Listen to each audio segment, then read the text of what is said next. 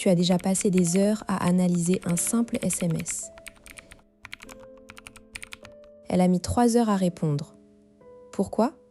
Elle a écrit « OK » sans point. Est-ce qu'elle est en colère ? Ce scénario, tu le connais. Tu relis les messages, tu décortiques chaque mot, chaque emoji, chaque silence. Et au final, tu n'as aucune certitude. Tu es perdu dans un océan d'interprétation et chaque texte devient une source d'anxiété. Mais et si je te disais que la clé n'est pas de deviner, mais de décoder scientifiquement ? Les SMS, ces petits messages écrits en diagonale, sont en réalité des fenêtres sur la psychologie féminine. Des chercheurs comme James Pennebaker ont analysé des millions de mots pour comprendre comment le langage révèle nos émotions. Ce que tu vas découvrir ici, c'est que les mots ne sont pas choisis au hasard. Chaque pronom, chaque adverbe, chaque point ou absence de point peut trahir un sentiment. Tu vas apprendre à lire entre les lignes. Et après cette vidéo, plus jamais tu ne stresseras devant un téléphone qui vibre. La promesse est simple. Tu vas sortir d'ici avec 3 techniques concrètes pour décoder n'importe quel SMS d'une femme amoureuse. Tu sauras repérer les signes d'intérêt, mais aussi les signaux d'alerte. Plus d'angoisse, plus de suppositions. Juste des faits, basés sur la science du langage. Et je vais te montrer tout ça avec un cas concret. Alors, prêt à devenir un expert en décryptage amoureux ? Avant de plonger, laisse-moi détruire une idée reçue.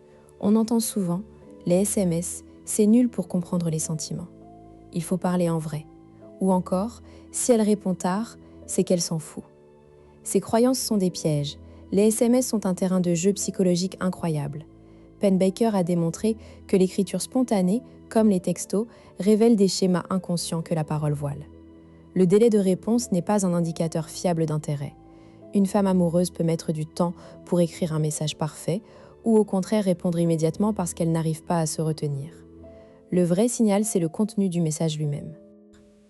Ce que je vais te montrer, c'est que le langage SMS est structuré.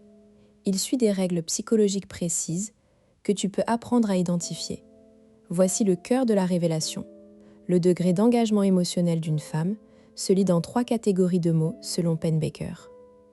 Les pronoms personnels, je, tu, nous, les marqueurs d'émotion, adjectifs, adverbes intensifs et les indices de certitude, mots comme peut-être, sûrement. Une femme amoureuse utilise plus de tu que de je, elle emploie des mots émotionnels forts comme adorable, incroyable, et elle est plus catégorique dans ses affirmations. À l'inverse, une femme distante parle surtout d'elle-même, utilise des modalisateurs, peut-être, un peu, et évite les superlatifs. Prenons un cas concret. Je veux te parler de Claire, 32 ans, architecte d'intérieur à Lyon. Claire rencontre Antoine sur une appli de rencontre. Ils échangent des messages pendant 3 semaines. Elle est clairement intéressée. Elle pose des questions, elle envoie des photos de son travail, elle propose des dates. Mais après un premier rendez-vous, quelque chose change. Antoine sent un vent de fraîcheur, ou plutôt un vent de distance. Il reçoit ce SMS « C'était super chouette hier. Merci pour cette soirée. Je suis un peu fatiguée cette semaine, mais on se tient au courant pour la prochaine fois ?» Antoine panique. Elle dit un peu fatiguée, on se tient au courant. Est-ce qu'elle me met un stop ? Il ne sait pas. Alors, décortiquons. Claire utilise je 2 fois. Je suis, je me tiens. Non, elle dit on se tient. Tu n'apparaît pas. Elle dit super chouette, un adjectif positif mais modéré. Et surtout, un peu fatigué et on se tient au courant sont des marqueurs de distance. Le un peu est un modalisateur, un petit mot qui réduit la certitude. Le on se tient au courant est une formule vague, sans engagement. Ce SMS, selon l'analyse de Pennebaker, est celui d'une femme qui hésite. Elle n'est pas encore amoureuse, elle est en phase d'évaluation. Antoine aurait dû repérer ça et agir en conséquence. Plutôt que d'attendre, il aurait dû proposer un plan précis pour la semaine suivante, pour la rassurer sur son intérêt et lui donner une raison de s'engager. Comparons avec un autre message de Claire, quelques jours plus tard, après qu'Antoine a envoyé une photo de lui avec son neveu. « Oh là là, trop mignon. Tu es trop chou avec ce petit. Ça me fait fondre. On se voit samedi ?» Ici, les différences sautent aux yeux. Elle utilise « tu » dès le début, « trop mignon »,« trop chou », des superlatifs affectueux. « Ça me fait fondre ». expression émotionnelle forte. Et elle propose une date précise, samedi, avec un point d'interrogation, mais c'est une proposition ferme. Ce SMS trahit un intérêt croissant, presque de l'attirance. Antoine a suivi la technique que je vais te donner. Il a provoqué une émotion positive avec une image et elle a répondu avec un langage engagé. Maintenant, comment tu peux appliquer ça dans ta vie? Quand tu reçois un SMS, arrête-toi sur 3 choses. Les pronoms, les émotions, la certitude. Pose-toi la question. Est-ce qu'elle utilise plus tu ou je?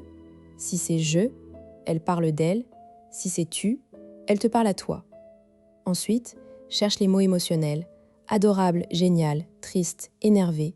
Plus c'est fort, plus l'émotion est intense.